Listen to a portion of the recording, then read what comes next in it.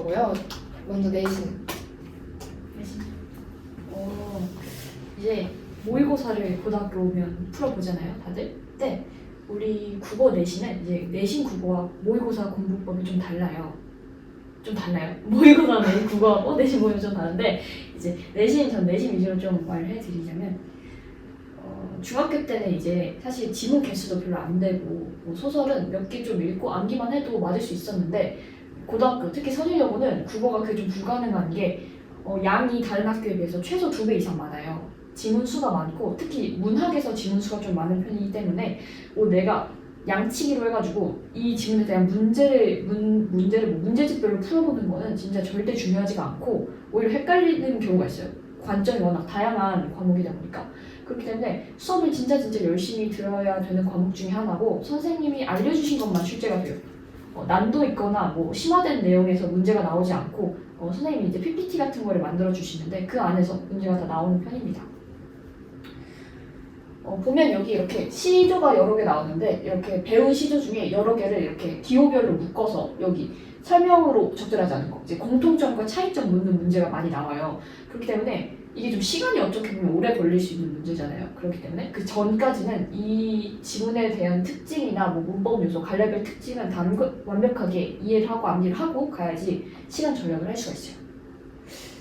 그리고 이게 아무래도 고등학교는 등급을 내야 하기 때문에 이런 범위 내에서 문제를 내버리면 다 맞춘단 말이에요, 애들이. 그래서 외부 작품이라고 해가지고 우리가 시험을 보면 딱 난 이거를 시험 범위도 아니고 공부한 적도 없는데 하는 지문이 나올 때가 있어요.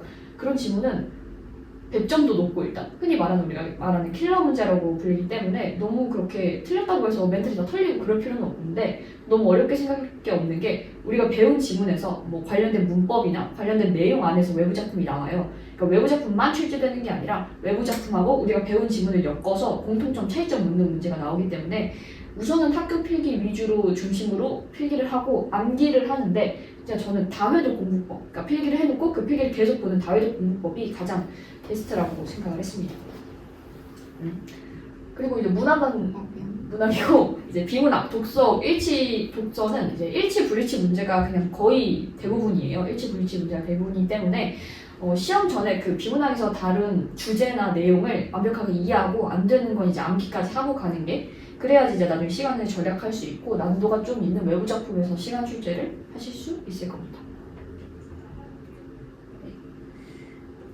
영어는 선일여고 영어를 좀 어렵게 보시는 분들이 많은데 실제로 보면 그렇게 어렵지도 않고 누구나 열심히 하면 잘 나올 수 있는 과목이기 때문에 일단 고등학교, 선일여고만 그런 건 아니지만 고등학교는 지문 자체가 비교도 안 되게 많아요. 중학교 때보다 비교도 안 되게 많기 때문에 물론 달달달달 외우는 것도 가능은 한데 굳이 그럴 필요는 없어요. 그냥 너무 비효율적이고 시간이 아깝기 때문에 달달달달 외우지는 말고 일단은 그리고 1학년은 또 문법에 초점이 맞춰서 나와요. 지문에 초점이 맞추기보다 그런 지문에 대해서도 많이 나오는데 문법 위주로 많이 나오기 때문에 수업 시간에 이제 문법 내용 많이 다룰 거예요. 그러면 문법 내용을 일단 완벽하게 암기하고 가는 게 당연히 중요합니다.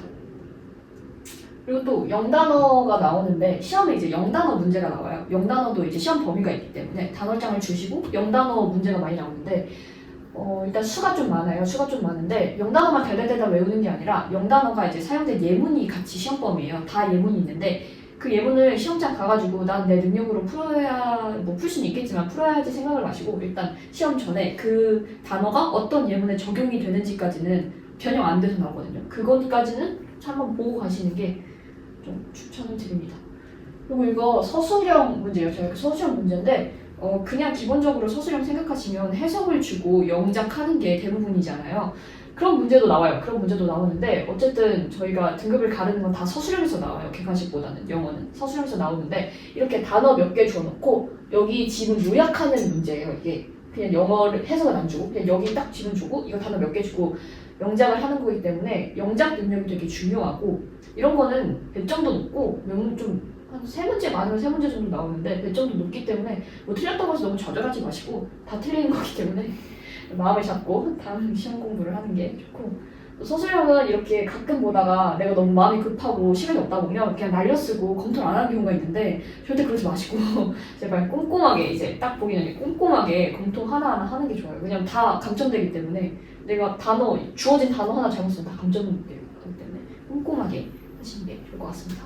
그리고 내신 영어에서 1등급 받고 싶으면은 객관식은 다 맞추고 서술형에서 깎이는 걸 최대한 없앤다라고 생각하고 가는 게 좋아요. 생각보다 컷이 되게 높아서 저희 1학기 중간고사 컷이 98이었거든요. 99였거든요. 1점 깎이면은 1점 더 깎이면 이제 다 2등급이어서 생각보다 컷이 되게 높다 영어는.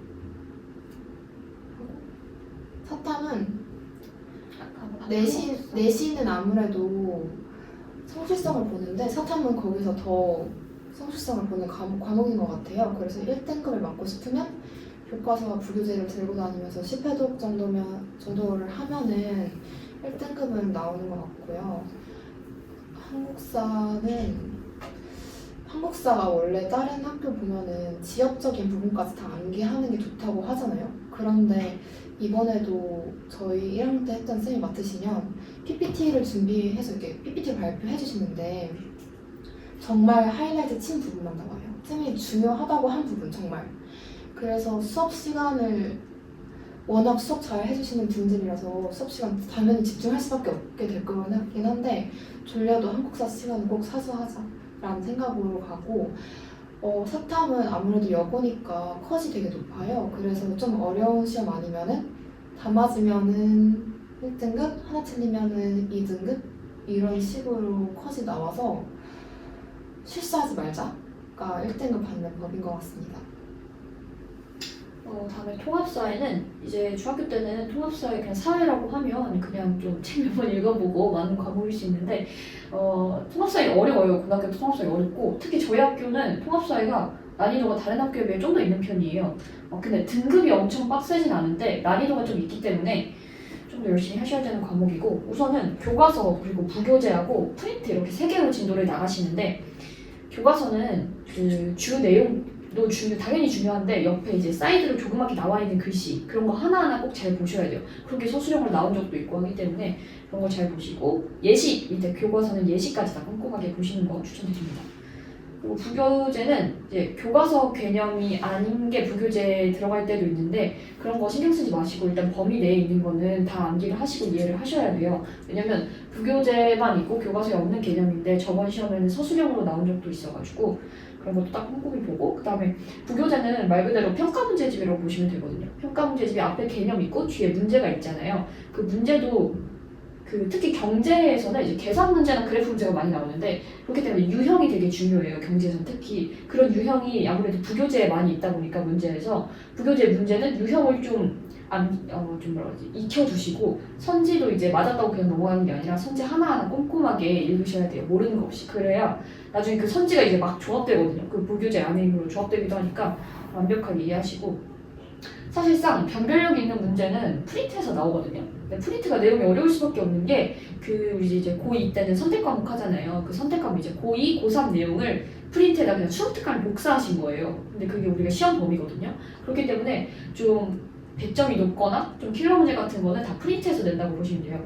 제가 기억하기로는 이제 지리 같은 거는 14페이지인 적도 있고 뭐 많은 정법이나 아니면 경제 같은 건 5페이지인 적도 있는데 그냥 그거는 뭐 어쩔 수 없고 달달달 암기하는 게 가장 좋은 거고 킬러 문제는 지금 설명하면 저 이해를 못할 수 있으니까 그냥 저런 게 저 단원에서 킬러 문제로 나온다 정도만 아시고 있으면 되고 좀 지역적인 문제가 자주 출제된다는 게 쭉 주된 내용만 출제가 되는 게 아니라 뭐 그런 거 있잖아요. 세계사 같은 거 보면 교과서 맨 끝에 있는 조금 더 알아보기 그런 거 거기에서 서술형이 되게 많이 나오는 편이라서 맞아요. 한국사보다도 더 꼼꼼하게 외워야 되는 게 통합사인 것 같아요. 연도까지. 수학은 사실 혹시 내신 할 때 그러니까 한번 볼 때 쳐내려고 기출 풀어본 적 있으세요? 있으세요? 없으세요? 쉽다고는 들었어요. 맞아요. 그래서 다른 학교에 비해서 중위권 친구들도 충분히 1등급을 맞을 수 있는 과목이라고 생각해요. 그러면 상위권 절대 실수하면 안 된다. 그래서 노베이스인 친구들은 부교재랑 교과서 열심히 보면 무조건 2등급 카드는 나올 것 같고 부교재가 다른 학교는 뭐 올림포스도 쓰는 학교도 있는데 저희 학교는 바른 개념 맞아요. 바른 개념이라서 안 어렵거든요. 근데 시험 문제 연계율이 생각보다 되게 높아요. 그래서 벼락치기 하지 말고 꼼꼼히 풀어보고 가야 되고 그렇기 때문에 서술형은 이런 것까지 써야 돼? 까지 써야 되는 게 점수를 방어하는 건 것 같아요. 자, 통합과학으로 넘어가면 저희가 영어다 보니까 문과 아무래도 문과 과목이 강세라서 이제 이런 이과 과목은 난이도도 엄청 어렵진 않고 또 안 높은 편이에요. 그래서 그래도 잘 하려면 문제를 많이 풀어보는 게 제일 좋은데 이제 여러 개 많이 풀어보는 게 좋아요.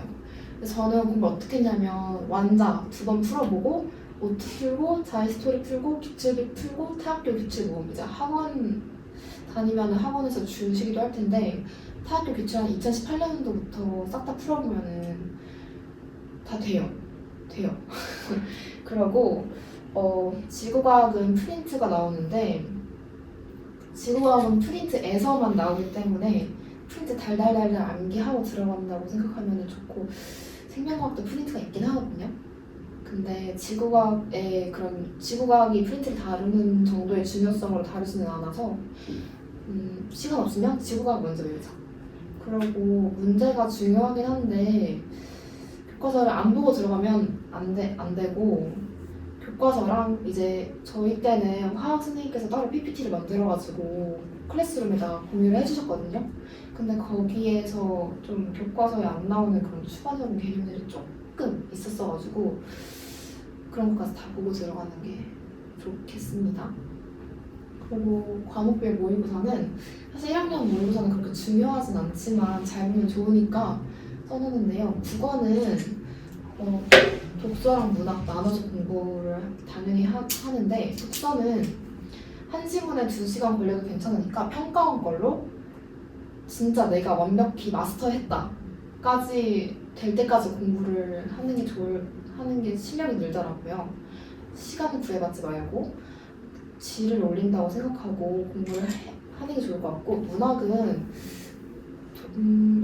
잘 분석하는 것도 중요하지만 문제 많이 풀어보는 게 좋을 것 같고 어려운 친구들은 문학 접근하는 게 좀 어려운 친구들은 강민철 인강 저는 괜찮더라고요. 그래서 인강으로 접근하는 게 좋고 수학은 아니하면 모릅니다.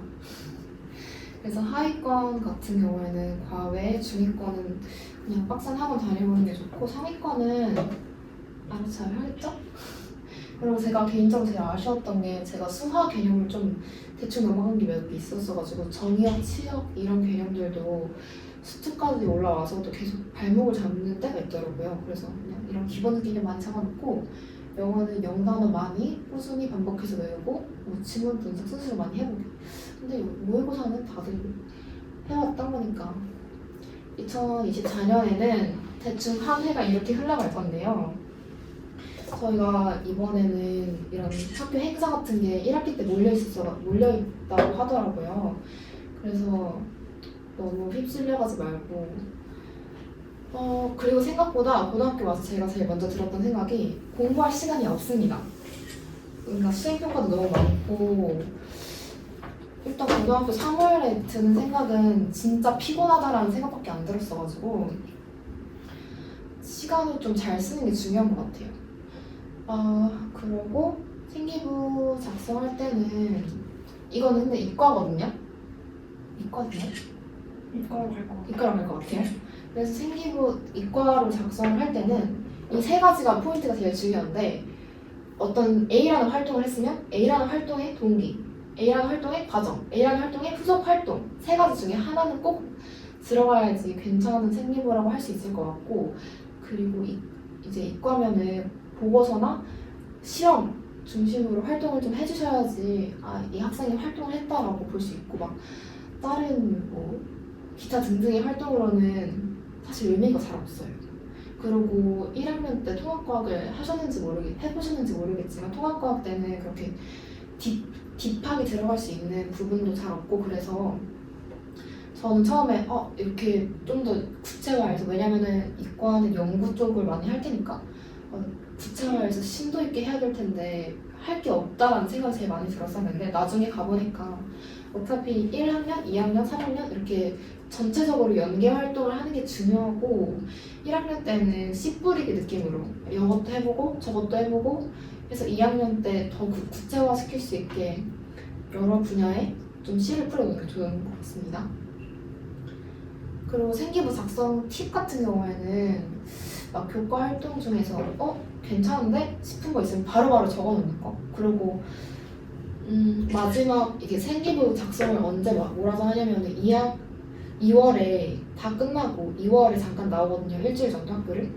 그때 한번 몰아서 하기 때문에 막 전년도 3월에 한 거 기억이 아예 안 나서 따로 노트 만들어서 내가 어떤 생기부 활동을 했는지 그리고 느낀 점은 뭐는지 다 써놓는 게 이제 제대로 기대될 수 있는 좋은 방법인 것 같더라고요. 그리고 이거 작년에 했던 동아리인데 뭐 변동사항은 크게는 없을 것 같고 저는 이번 연도에 의생명 탐구 실험만을 했었거든요. 근데 이제 이과면은 실험 동아리를 하는 게 제일 꿀 빤다고 하죠. 실험 동아리를 하는 게 쓸 것도 있고 그리고 다른 것보다 나아요. 네. 저는 문과여가지고 여기 국제외교 연구만 들었거든요. 근데 좀 동아리에서 좀 활동 팁을 좀 드리자면 어쨌든 우리가 보고서도 그렇고 학술적인 거는 학기 내에도 다 하잖아요. 좀 생기부에 넣었을 때 얘가 좀 학교에서 활동을 했다라고 이런 걸 좀 팁을 내고 싶으시면 동아리 좀 활동적인 걸 하셔야 돼요. 활동적인 거 안에서 좀 보고서적이고 좀 학술적인 그런 거 말고 우리 나이 때 우리 고등학교에서만 할 수 있는 그런 몸으로 하는 그런 활동. 저는 뭐 예를 들면 국제외교 연구반에서는 그 캘리그라피 같은 국제 기구에다가 전달을 하는 그런 활동을 했었거든요. 그게 생기부에 들어가면 좀 더 살짝 메리트가 있는 활동이어서 보고서나 PPT 같은 수업보다는 좀 활동적으로 친구들과 같이 할 수 있는 활동을 하는 게 훨씬 더 좋은 것 같아요. 그리고 이제 다른 학교 뭐 선정이나 동명 이런 데 보면은 이제 학생 위주로 동아리가 돌아가거든요. 근데 저희 학교는 학생보다는 선생님께서 짜주신 커리큘럼 위주로 돌아가는 때가 많아서 이제 동아리 생기부를 좀 잘 채우고 싶다 그러면은 담당 교사분을 좀 여쭤봐서 어떻게 이게 커리큘럼이 돌아가는지 어떤 메리트가 있는지 꼼꼼히 여쭤보고 들어가는 게 좋을 것 같아요. 왜냐면은 선생님이 바뀌지 않다 보니까 선생님 웬만하면 바뀌지 않다 보니까 뭐 전에 했던 게 이번 연도에 비슷하지 않을까요? 그리고 뭐 궁금한 거 있으면은 여기로 주시고